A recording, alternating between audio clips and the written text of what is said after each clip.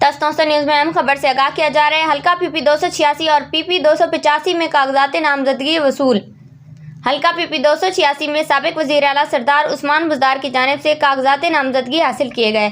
سردار میر بادشاہ کیسرانی، بیگم شمونہ بادشاہ کیسرانی اور جماعت اسلامی کے مظہر محمود، فرقان خان گادی، فرحان ملک، خواجہ عاقب حسین، نیاز احمد، خواجہ مغیث اللہ، طاہر بشیر، نعیم عربی، مظہر محمود، طارق محمود للوانی، سلطان ناصر الدین، مقصود احمد، جعفر بزدار، کلیم سیف اللہ، زیغم علی، خواجہ نظام المحمود، خواجہ نصر محمود، محمد حیات، محمد دین، محمد اسلم، حسن اعظم، شمس الدین، محمد اقبال خان، محمد عمیق، محمد ذوالفقار، شعیب عزیز، خواجہ شیراز محمود، خواجہ صلاح الدین نے کاغذات حاصل کیے، جبکہ PP 285 کے لیے PTI کے خواجہ محمد داؤد سلیمانی، نون لیگ کے سردار میر بادشاہ کیسرانی نے کاغذات نامزدگی حاصل کیے۔